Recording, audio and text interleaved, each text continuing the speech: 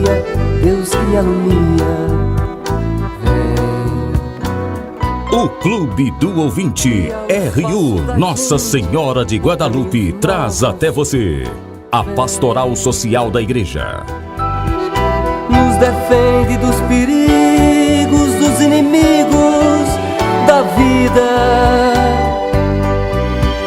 Vem, ó Deus, nos defender, nos proteger. O ensino social da igreja, um tesouro escondido e muitas vezes esquecido.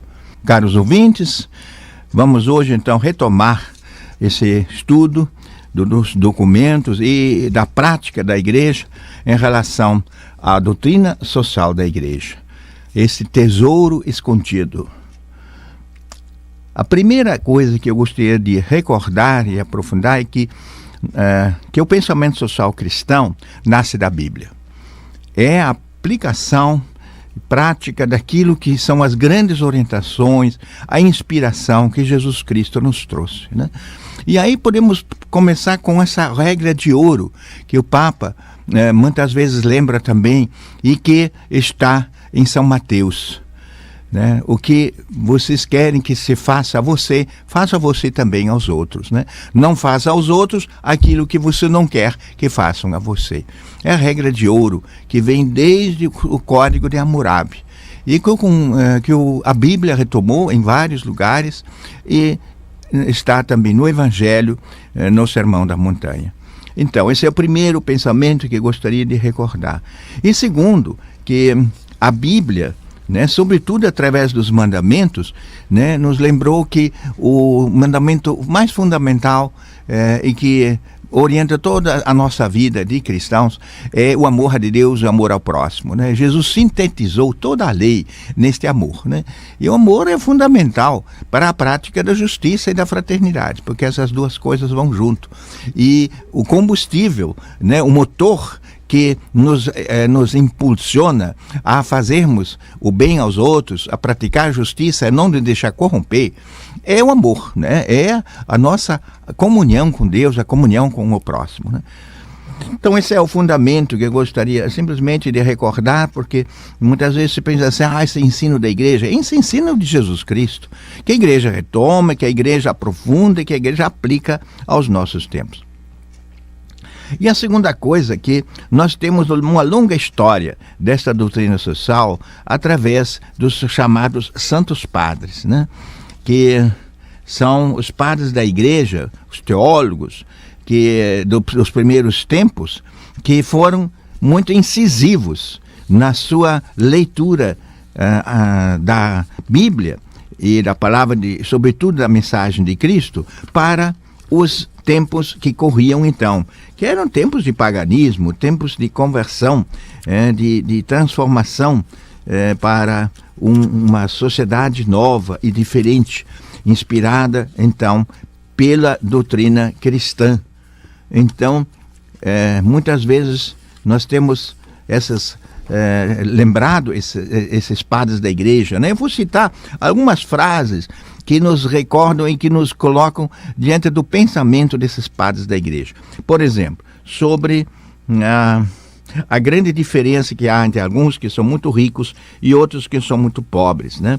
Até a maioria. Então, São Clemente de Alexandria, né, que morreu no ano de 215, chamado o Pedagogo, São Clemente de Alexandria, escreve o seguinte: o uso dos bens é determinado pela necessidade, que pode ser satisfeita com muito pouco. Deus nos deu a possibilidade do uso, mas apenas dentro dos limites daquilo que é necessário. É, portanto, um absurdo que apenas uns poucos vivam entre delícias, enquanto muitos se acham na miséria. Isto é Clemente de Alexandria, de 215, muito atual para os nossos dias, muito atual para os nossos dias, São Clemente. Outro grande padre da igreja é São João Crisóstomo, né? Onde ele fala então sobre a questão de distribuir aquilo que te sobra. Como pode ser bom aquele que possui muita riqueza? não é bom, exceto quando dá aos outros. Enquanto ele aguardar para si mesmo, não pode ser bom. Entretanto, como algo pode ser bom, se guardado, mostra que somos maus, e distribuído, mostra que somos bons. O que nos torna bons não é o ter, mas o não ter as riquezas, e sim distribuí-las. Então, é também um outro pensamento que mostra como São João Crisóstomo já tinha essa compreensão de que a nossa fé nos leva a distribuir aquilo que não é necessário para nós, que nós podemos dispor para os outros. Então, o outro pensamento também, São Basílio Magno, né, fala sobre a apropriação indébita, né? Então, aquele que despoja um homem de suas vestes, recebe o nome de saqueador. Aquele que, podendo fazê-lo, não veste a nudez do mendigo, merece, acaso, outro nome? Ao faminto pertence o pão que você retém em sua casa, diz ainda esse santo Basílio. Ao homem nu, o manto que você guarda até nos seus cofres. Ao que anda descalço, o calçado que apodrece na sua casa é dele. Ao miserável pertence o dinheiro que você guarda escondido. Vejam como isso também, então... E na época, claro, nós não tínhamos esta fluidez que tem a economia de hoje, e as pessoas entesouravam, né? Guardavam lá no fundo do cofre, guardavam até roupas, e elas se estragavam, né? Então, o santo tem mais razão. Aquilo que você não está usando, por que você vai guardar? Só vai estragar, né? Ajude aqueles que nada têm, né? Tem ainda uma outra frase, uma terceira que eu vou ainda ler, que é de São Gregório Magno, este já do ano 604.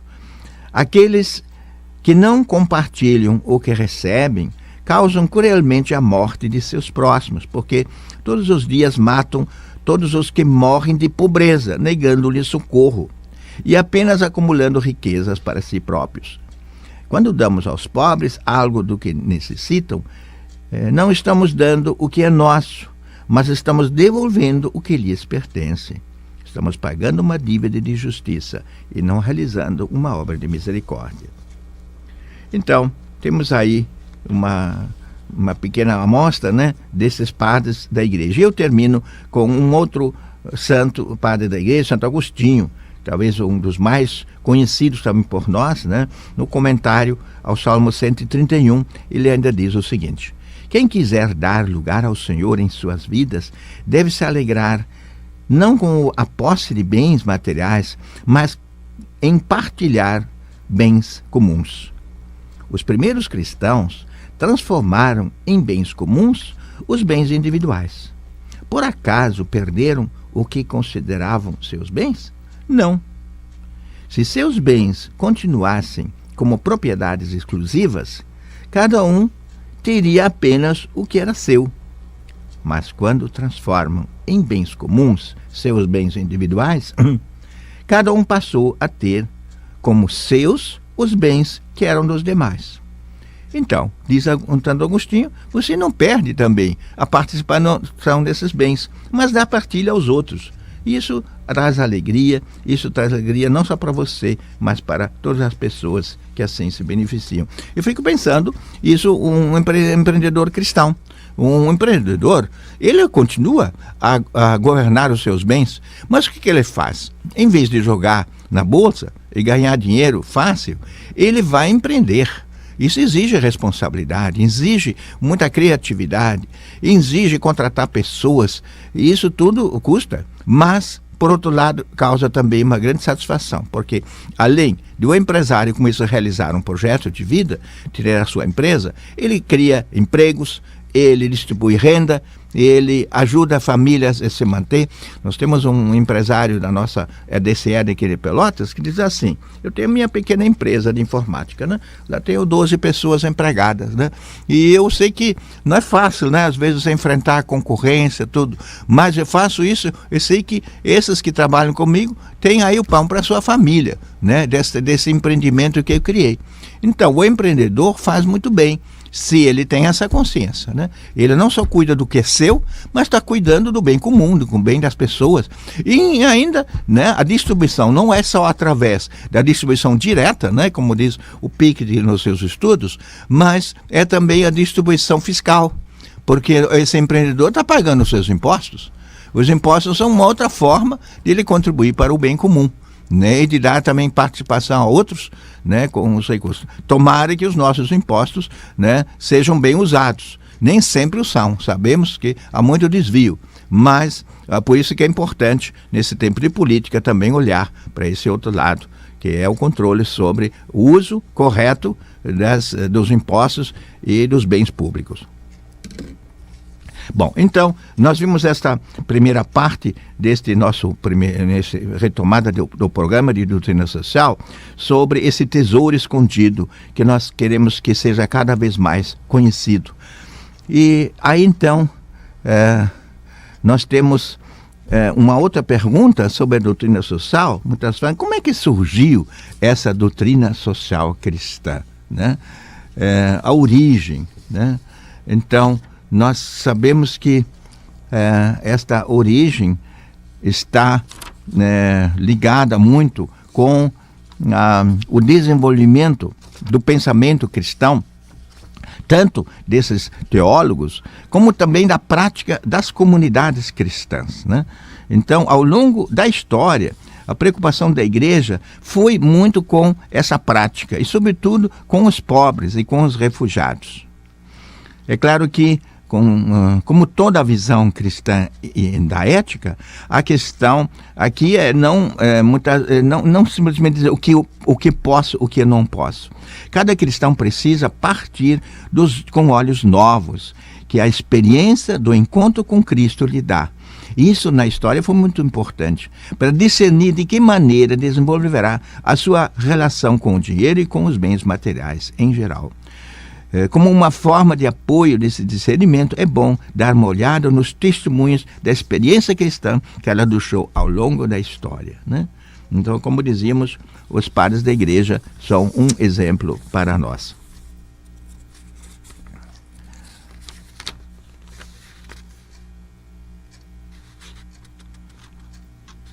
Então, nós vamos também fazer uma outra pergunta, afinal, o que se entende, né, por essa doutrina social, que tanto se fala?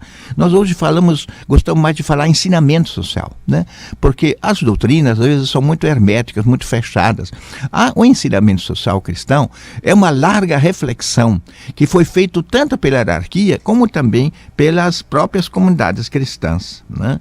Então, o que se entende por doutrina social da igreja, o ensinamento da igreja, ensinamento no campo social, o cristão sabe poder encontrar na doutrina ou no ensinamento social da igreja princípios de reflexão. Primeira coisa, ensino social da igreja nos ensina, é uma forma de pensar e refletir sobre essa realidade, de encarar essa realidade.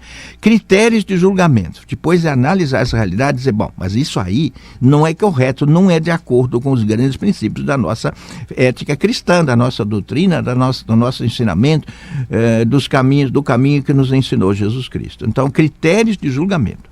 E terceiro, diretrizes de ação. De onde partir para promover um humanismo integral e solidário, né? A ética social cristã visa, né, promover um humanismo integral e solidário.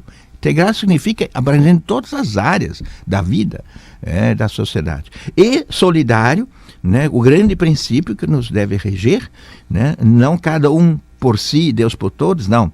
É desde o início Deus por todos e nós também, pensando nos outros também, não só no que é nosso. Difundir tal doutrina constitui uma autêntica prioridade pastoral, nos diz também um dos documentos da igreja. Isto é, esta riqueza, esse tesouro, nós não podemos guardá-lo escondido. De modo que as pessoas, por ela iluminadas, se tornam capazes de interpretar a realidade de hoje, destes nossos tempos, de procurar caminhos apropriados para a ação. O ensino e a difusão da doutrina social fazem parte da missão evangelizadora da igreja, né? Que a igreja é encarregada de ensinar e de santificar o povo e de congregar as pessoas, a criar comunidade. Disto faz parte também todo esse ensino social, toda a orientação do modo como nós vamos lidar com os bens materiais, com as pessoas, com as instituições que estão encarregadas do bem comum. E dentro desta visão, nós ainda podemos encarar um outro aspecto que é o papel ativo das comunidades cristãs.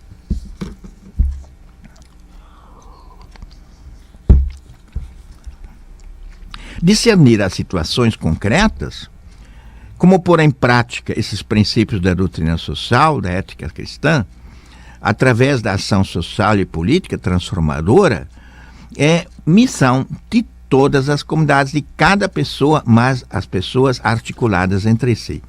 Então, temos uma passagem muito interessante, muito conhecida e citada desta encíclica chamada 80 Adveniens, né? No 80º aniversário da Rerum Novarens, 1971. Então, nesta encíclica, ou nesse documento da igreja, que não chega a ser uma encíclica, é uma carta apostólica, né? Lá se afirma o seguinte, que é uma das coisas mais esclarecedoras neste campo da ética social cristã, fazendo ver a responsabilidade das comunidades cristãs até na formulação desta ética social. Às comunidades cristãs cabe analisar com objetividade a própria situação, a situação do seu país, e procurarem iluminá-la com a luz das palavras inalteráveis do Evangelho. Então, as comunidades cristãs devem procurar essa análise, essa compreensão à luz do Evangelho.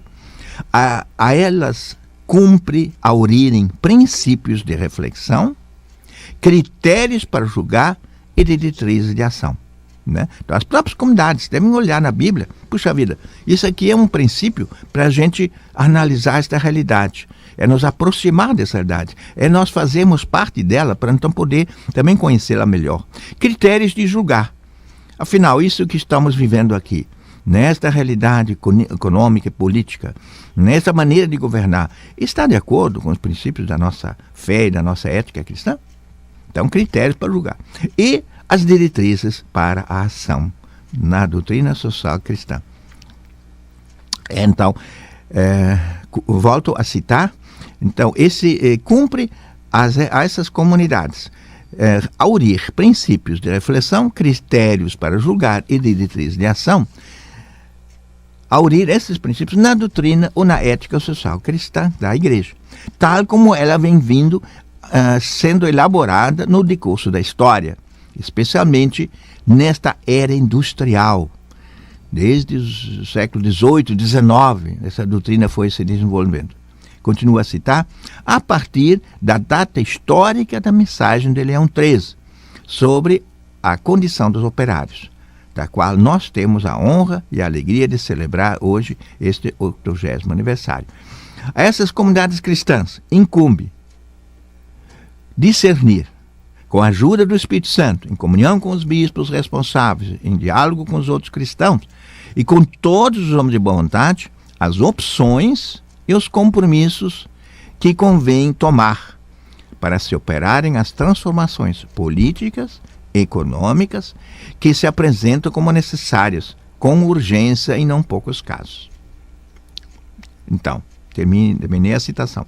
Então, na 80ª Adveniens fala-se exatamente do papel das comunidades cristãs, que é um papel ativo, um papel de discernir a critérios de avaliar essa realidade e também de definir opções e compromissos para a transformação econômica, política e econômica dessa realidade, né? Que às vezes é urgente. Então, é interessante então ver como na doutrina social cristã insiste no papel das próprias comunidades cristãs. Não é só, são os documentos que vêm desde o Santo Padre, também as conferências episcopais, mas também as comunidades ativas que estão engajadas. Elas têm sim uma maneira de perceber e às vezes até mais aprofundada e muito mais próxima da realidade do que podem ter esses documentos, necessariamente de caráter geral. E por fim, né, ainda dentro desta retomada da doutrina social cristã, ainda queria falar um pouquinho sobre como se pode aprender essa doutrina social, ou esse ensinamento social cristão. Então, existem vários instrumentos, vários meios. O principal deles, né, livros também, né, o principal deles é o compêndio de doutrina social. Né? Existe aí um compêndio, é como o vade-mecum, né? Um bom advogado leva consigo, né, a síntese das leis, né? O vade-mecum jurídico, né? Assim, o cristão deveria ter acesso e pode acessar através direto na internet, né, esse compêndio da doutrina social cristã, né, da doutrina social da igreja. Esse é o título oficial, que foi pela primeira vez redigido em 2004. Mas teve uma série de atualizações e reedições. Foi lançado pelas Paulinas, em São Paulo, no Brasil, e que faz um resumo histórico de todo o processo de surgimento, desenvolvimento, né, e definição desta doutrina social, dessa ética social cristã. Baseado sobretudo, né, analisando sobretudo essas 11 grandes encíclicas em que está definido esse tesouro, né? Estão esses ensinamentos sociais a partir da Bíblia e da tradição da igreja, né, ao longo desses últimos 120 anos, né? Porque foi com Leão XIII, em 1891, que iniciou a formulação dessa doutrina, que já estava, né? A ética social sempre existiu na igreja, como nós vimos, por exemplo, nos padres da igreja, mas a formulação de um corpo doutrinário, chamada ética social cristã, ou doutrina social da igreja, começou com Leão XIII, através da sua encíclica Rerum Novarum, das coisas novas. E depois seguiram mais outras 10 grandes encíclicas. Além disso, tivemos também manifestações, e essa é uma outra fonte importante, que é para quem quer estudar, que é o Concílio Vaticano II, né? Nós temos aí o livro, aquele famosa Constituição Pastoral, Gaudium et Spes, né? Sobre a igreja no mundo de hoje, né? O documento sobre a igreja no mundo de hoje, de 1965. É um documento do Vaticano II, que faz como que uma síntese até aquele ano de toda a caminhada da igreja nesta relação com o mundo, onde também tem uma parte bem relevante diz respeito a essa nossa ética social cristã, né? Por exemplo, eu só vou citar alguns títulos deste documento chamado Sobre a Igreja no Mundo de Hoje, do Concílio Vaticano II. O bem comum, os números 26 e número 75, fala desse grande princípio do bem comum. Depois, a função social de toda a propriedade. A propriedade é um direito, mas ela também tem deveres. E um dos seus deveres é que ela deve cumprir a sua função social. Nada é tão meu que não possa ser também dos outros. Nada é apenas meu, ele também tem uma dimensão que deve beneficiar toda a comunidade, né?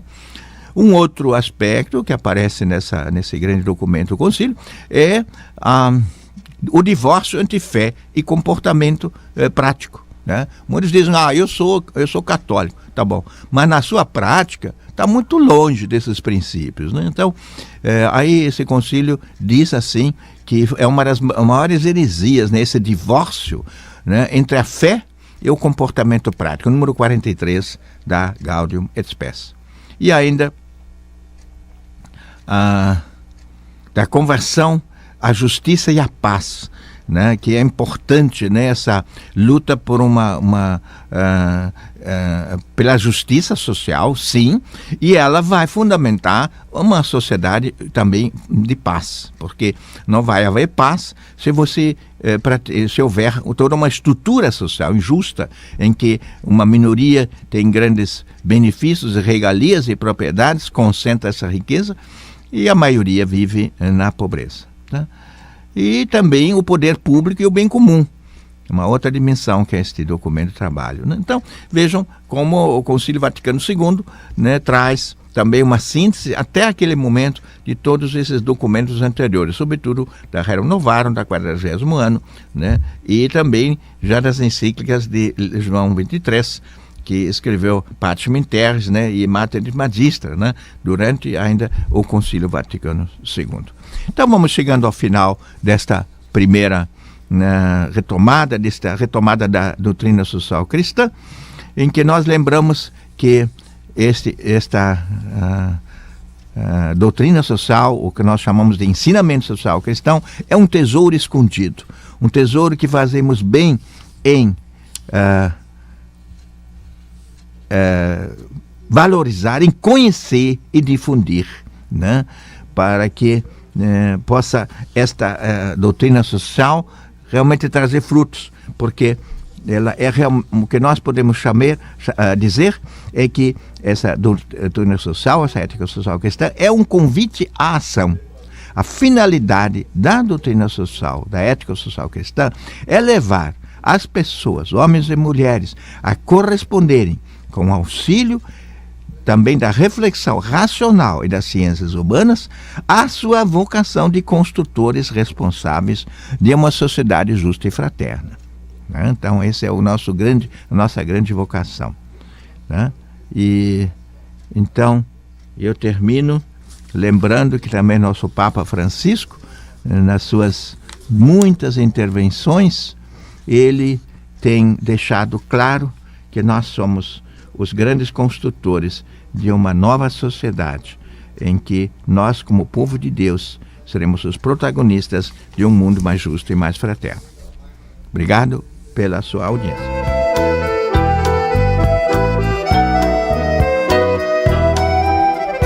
Luz na frente, paz na guia, Deus que me alumia.